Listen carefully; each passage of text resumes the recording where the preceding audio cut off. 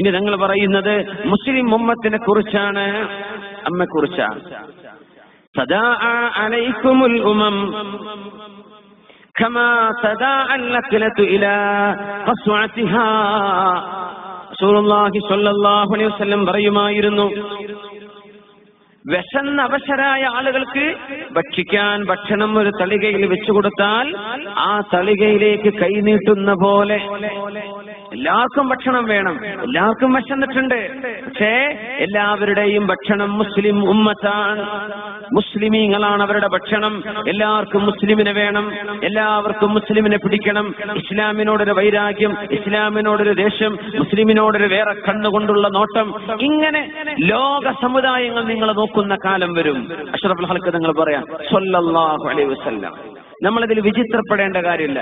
ഇന്ന് ലോകത്ത് ചർച്ച ചെയ്യപ്പെടുന്ന മതമേതാ? ഇസ്ലാം. ആരെങ്കിലും ക്രിസ്ത്യാനികളെ കുറിച്ച് പറയലുണ്ടോ? ഇപ്പൊ ടെററിസം ആകട്ടെ, ബോംബിംഗ് ആവട്ടെ, ഹറാസ്മെന്റുകളാകട്ടെ, സീസ് ചെയ്യപ്പെടുന്നതാകട്ടെ, സൂയിസൈഡ് ബോംബുകളാകട്ടെ, ലോകത്തിന്റെ ഗതി മാറ്റുന്ന പോളിറ്റിക്സ് ആവട്ടെ, മുസ്ലിം മുസ്ലിം ഇസ്ലാം, ഇസ്ലാം മുസ്ലിം ഖുർആൻ. ഇതല്ലാതെ ആരെങ്കിലും ബൈബിൾ ചുറ്റരിക്കണമെന്ന് പറയുന്നുണ്ടോ? ഭഗവത്ഗീതയോ രാമായണത്തെ സംബന്ധിച്ച് ആരെങ്കിലും ഇത് പറയാറുണ്ടോ? ഏതെങ്കിലും മറ്റു മതവിശ്വാസത്തെ കുറിച്ച് ലോകത്ത് ചർച്ചയുണ്ടോ? ഇന്ന് ഹോട്ട് ടോപ്പിക്, ഹോട്ട് സീറ്റിൽ കിടക്കുന്നത് മുസ്ലിമാണ്. മുസ്ലിം കിടക്കുന്നത് ഹോട്ട് സീറ്റിലാണ്. ഇന്ന് ആർക്കും ചർച്ച അതാണ്, മീഡിയകൾക്ക് ചർച്ച അതാണ്. പത്രക്കാരുടെയും മീഡിയക്കാരന്റെയും ഫോക്കസ് മുസ്ലിം ഉമ്മത്ത്. അവരെ എന്തെങ്കിലും കിട്ടുമോ, അവരെ ഒന്ന് നോവിക്കാൻ പറ്റുമോ, അവരെ ഒന്ന് ചൊടിപ്പിക്കാൻ പറ്റുമോ, ഇത് നോക്കി നടക്കുന്ന കാലം. തദാഅ അലൈക്കുമുൽ ഉമം, സർവ്വ സമൂഹങ്ങളും നിങ്ങളെ ആഞ്ഞടിക്കുന്ന കാലം വരാനുണ്ട്.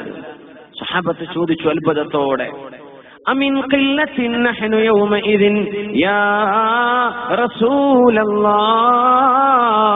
നബിയേ, ഞങ്ങളന്ന് ന്യൂനപക്ഷമായിരിക്കുമോ? ഞങ്ങൾ ന്യൂനപക്ഷമാകുന്നത് കൊണ്ടാണോ നബിയെ അങ്ങനെ സംഭവിക്കുന്നത്? തങ്ങൾ പറഞ്ഞില്ല, ന്യൂനപക്ഷമായത് കൊണ്ടല്ല.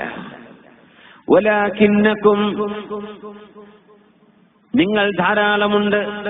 വലാകിന്നകും ഗുസാഉൻ കഗുസാഇസ് സൈൽ, ഒലിവ് വെള്ളത്തിലെ വെള്ളം അഴുക്കുചാലിലൂടെ ഒലിച്ചു പോകുന്ന പോലെ, അഴുക്കുകൾ ഒലിച്ചു പോകുന്ന പോലെ നിങ്ങളിങ്ങനെ ഒലിച്ചു പോകുന്ന ചെണ്ടുകളും ചവറുകളുമാണ്.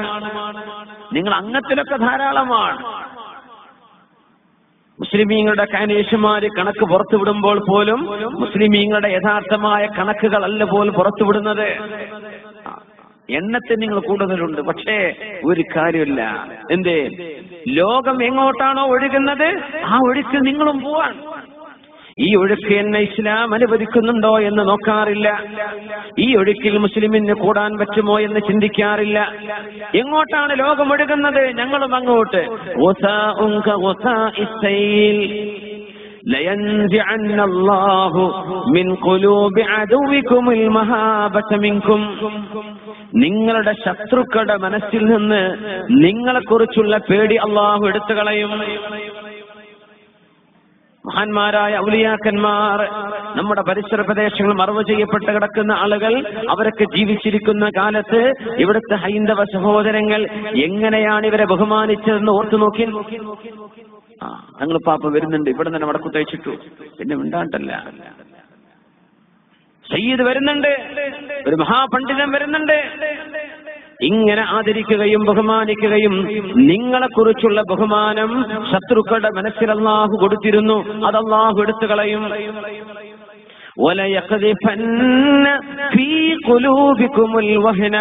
നിങ്ങളുടെ മനസ്സിന്റെ ഉള്ളിൽ വഹിൻ എന്ന് പറയുന്ന അസുഖം അല്ലാഹു ഇട്ടുതരും.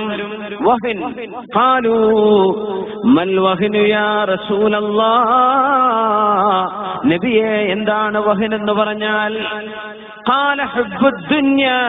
ധാരാളം പൈസ ഉണ്ടാക്കണമെന്ന ആഗ്രഹം മനസ്സിൽ വരികയും, ധാരാളം പൈസ ഉണ്ടാക്കണം, ധാരാളം പൈസ വേണം, ഇതല്ലാതെ മറ്റൊരു ചിന്തയും നിങ്ങളുടെ മനസ്സിലില്ലല്ലോ. പൈസ ഉണ്ടാക്കണം, ഇതല്ലാത്തവർ എന്ത് ചിന്ത, എന്ത് ചർച്ചയാണ് നടക്കുന്നത്? പൈസ ഉണ്ടാക്കണം, പൈസ വേണം, കാശുണ്ടാക്കണം എന്നല്ലാതെ മറ്റൊരു ചർച്ചയും നിങ്ങളുടെ ചർച്ചകളിലില്ല, മറ്റൊരു ചിന്തയുമില്ല.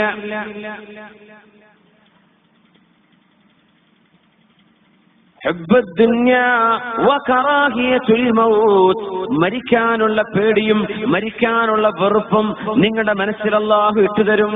പൈസയോടുള്ള സ്നേഹം, മരണത്തോടുള്ള വെറുപ്പ്, ഇത് രണ്ടും ഇട്ടു തന്നാൽ നിങ്ങൾ പിന്നെ ചണ്ടികളാണ്. പിന്നെ ശത്രുക്കൾ നിങ്ങൾ ആക്രമിക്കാൻ തുടങ്ങും. അതുകൊണ്ട് പേടിച്ചു നിൽക്കും. എന്ത് പറഞ്ഞാലായിക്കോട്ടെ, നമുക്ക് ആ നഷ്ടം, അതുകൊണ്ട് നഷ്ടം വരുത്തേണ്ട, സഹിച്ചോളാം, ഞങ്ങൾ റെഡി, എന്തിനും നിന്ന് കൊടുക്കും. എന്തെന്നറിയോ? ഒരു അപകടം സംഭവിച്ചാൽ എന്റെ സമ്പത്ത് നഷ്ടപ്പെടും, എന്റെ കച്ചവടം പൊളിയും, എന്റെ ബിസിനസ്, എന്റെ വീട്, എന്റെ സമ്പാദ്യം, എന്റെ വരുമാനം. ഇങ്ങനെ ചിന്തിക്കുന്നൊരവസ്ഥയിലേക്ക് മുസ്ലിം ഉമ്മത്ത് പരലോകത്തിന്റെ ചിന്തയിൽ നിന്ന് മാറി കാശുണ്ടാക്കണം, പൈസയുണ്ടാക്കണമെന്ന ഒരൊറ്റ ചിന്തയിൽ ജീവിക്കുന്ന കാലം വരും. തദാ അലൈക്കുമുൽ ഉമം. അത് മാത്രമല്ല, മുസ്ലിമീങ്ങൾ മറ്റുള്ളവരെ ഇമിറ്റേറ്റ് ചെയ്യാൻ തുടങ്ങും.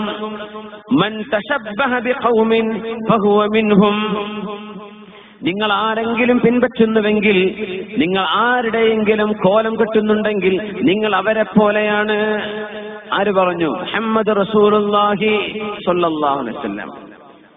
ലയഅതിയന്ന അലാ ഉമ്മതി മാ അതാ അലാ ബനി ഇസ്രായീൽ. ബനു ഇസ്രായീലിന് സംഭവിച്ചത് എന്റെ സമൂഹത്തിനും സംഭവിക്കാൻ പോകുന്നു. ഹദ്വൻ നഅലി ബിൻ നഅലി, ചെരുപ്പ് ചെരുപ്പിനോളം യോജിക്കുന്ന പോലെ. വലതും ഇടതും ചെരുപ്പ് ഒരേപോലെ ആവണ്ടേ? അതുപോലെ ബനു ഇസ്രായേൽ സമൂഹത്തിന് സംഭവിക്കുന്ന പോലെ എന്റെ ഉമ്മത്തിനും സംഭവിക്കാൻ പോകുന്നുണ്ട്. ലതത്തബിഅന്ന സനന മൻ കാന ഖബ്ലകും. ജൂതന്മാരുടെയും ക്രിസ്ത്യാനികളുടെയും ആചാരങ്ങൾ നിങ്ങൾ പിൻപറ്റുക തന്നെ ചെയ്യും. ശിബ്റൻ ശിബ്റൻ ദിറാഅൻ ദിറാഅൻ, മുഴത്തിന് മുഴമായി, ചാണിന് ചാണായി.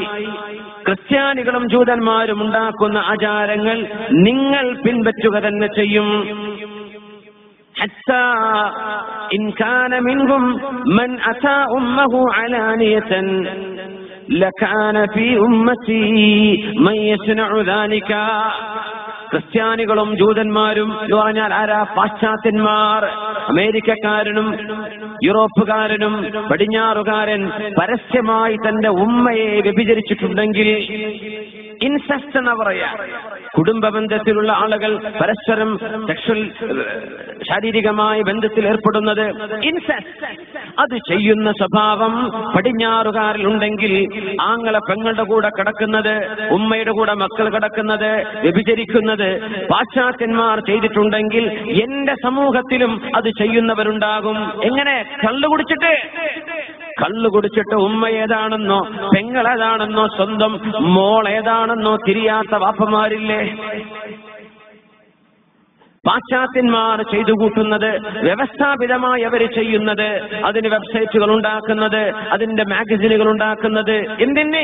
കുടുംബ ബന്ധങ്ങളിൽ രക്തബന്ധമുള്ള ആളുകളെ തമ്മിൽ വ്യഭിചരിപ്പിക്കാൻ. അതവർ ചെയ്താൽ ലകാന മിൻ ഉമ്മതി മൻ യസ്നഉ ദാലിക, അതൊക്കെ ചെയ്യുന്ന ആളുകൾ എന്റെ സമൂഹത്തിലും വരാനുണ്ടെന്ന് മുത്ത് റസൂലുള്ളാഹി സ്വല്ലല്ലാഹു അലൈഹി വസല്ലം സംഭവിച്ചില്ലേ? പത്രങ്ങൾ കാണുന്നില്ലേ? ന്യൂസുകൾ കേൾക്കുന്നില്ലേ? പത്രക്കാർക്ക് കിട്ടാത്ത നാടിന്റെ ഉള്ളിൽ അടക്കം പിടിച്ചു കേൾക്കുന്ന വർത്തമാനങ്ങളില്ലേ? പുറം നാട്ടുകാർ അറിയാത്തത് ഓരോ മഹല്ലിന്റെയും സ്വകാര്യം, ഓരോ കുടുംബത്തിന്റെയും നാറിയ സ്വകാര്യങ്ങൾ നമുക്കില്ലേ?